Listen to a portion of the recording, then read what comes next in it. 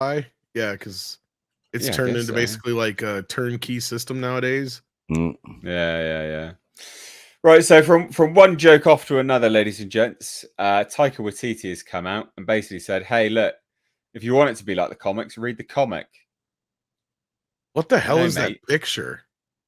I don't know, but That's Lady Thor.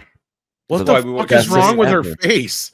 I Like that don't. is not there. There is Yeah. no way that is fucking what's her face. Yeah, I don't know. Well, anyway, I think it's just a dodgy image. It's either CGI Um, or a stand-in, and they caught the right image. Yep. so newly released movie special book of Thor: Love and Thunder, I guess. Why? Watiti, I know. I'm like, what? Watiti acknowledged that it was very difficult to find the right tone. Oh, It was geez. an ongoing battle because I want my films to be entertaining, and I want a lot of humor in them to poke fun not only at the idea of the space Viking, but also to poke fun at humans, how we bumble our way through life on this planet. The comic run is very serious, and Jane's story is especially tense. And so to try to find humor around that stuff as well as making it an emotional story was always going to be difficult. And we struggled with that. We wrestled with it throughout the edit, right up until we finished the film. So it goes to show you were editing right up and like Oh, to this the next line. wire. Oh, We did funny scenes about cancer. We did way more tragic scenes about having cancer. Some audiences really loved the humor part of it. uh-huh. Some audiences really want it to be just like the comics. But you know, I always say if you want it to be exactly like the comics, read the comic. You've got to change things here and there to make it a film. You actually don't. Not really. But he's trying to make excuses for one of the biggest points of contention of the film. First of all, you had the snowflakes who were whining that they should have got a trigger warning over the film being about cancer to begin with. And then What you had the was rest that of a us. thing? Was that a Yes, thing? that was actually a fucking thing. Oh And then my you had the rest of god, us I who were missed like, that. so you just made a comedy about cancer. Good job. like, and that's what I he's don't. been poking fun at. Yeah. And there's Yeah, that I mean, great clip where he's sitting there with Hemsworth and he says, "We sacrificed the story for jokes." Who? Waititi said that himself. Who says that? wow, I It's the had the dumbest clip. thing I've ever heard. You got the clip like ready to roll right now? No, I don't, but I used to have the clip. It's hard to Oh. hear him say it, but he says it because like Hemsworth's laughing in the background at something else that he had just said before that. And he's like, "Yeah, we totally sacrificed the story for jokes."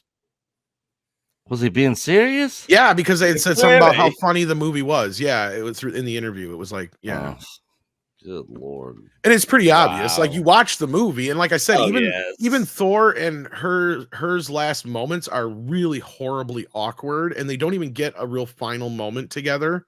Like they're Yeah. thrusted back together in this movie. They don't get any time to kind of patch things up. It's really poorly done. They try to make her sit in a fucking bed, and then she does, it's just the whole movie felt off.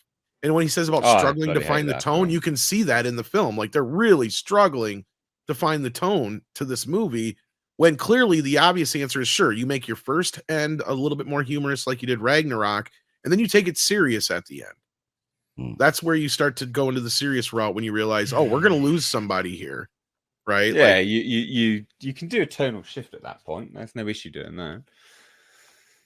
and especially when you got a What great joke. villain like Christian Bale was playing as the God Killer. I mean, that's a great villain. I mean, somebody to put up Wait, against Thor, his performance wasn't great. No, but I mean the idea of the character, I mean. Like the idea Yeah. that you have somebody who can actually kill Thor because he's the only one that we've seen that's kind of like, basically nobody can just hurt him. So like at this point, so Yeah.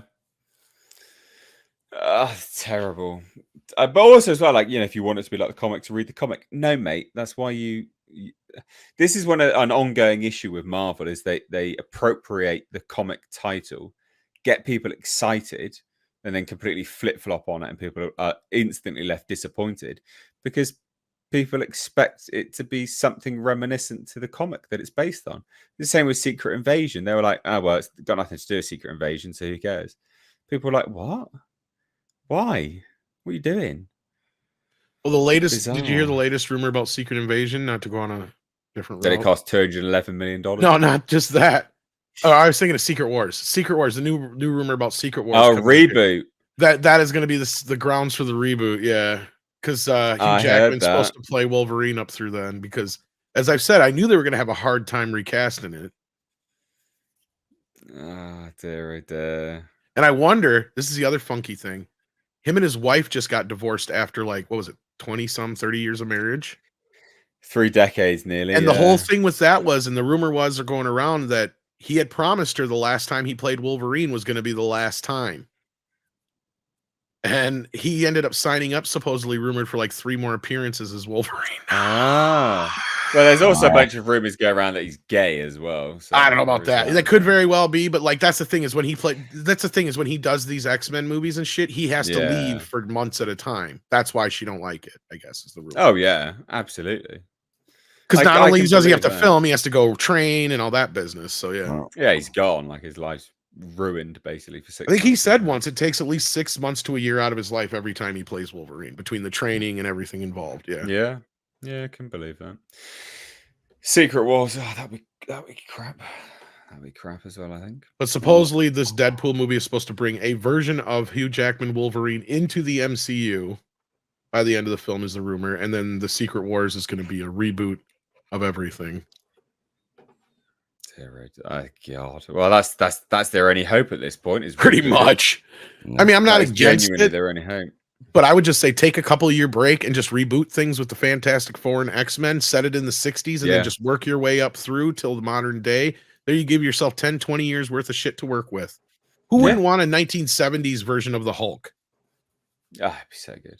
Be so good. Or like an 80s version of Iron Man, right? A period piece. Yeah, I think they should move away from Iron Man now anyway. I think that character's been done now. Well, I mean, you can even bring Captain back in the Vietnam era like he's supposed to be, because that's the whole point of when they froze him and brought him back, is that he was he fell asleep during World War II, wakes up and Vietnam's going on, and they're 2 completely different wars and how he reacts to them. Yeah. Different sort of points behind them, and the era that he woke up in compared to where he fell asleep. Like it's a lot more jarring for him in the 70s than it would be now, kind of thing, and outside of the technology, I think. Yeah. No, you're right there, to be fair.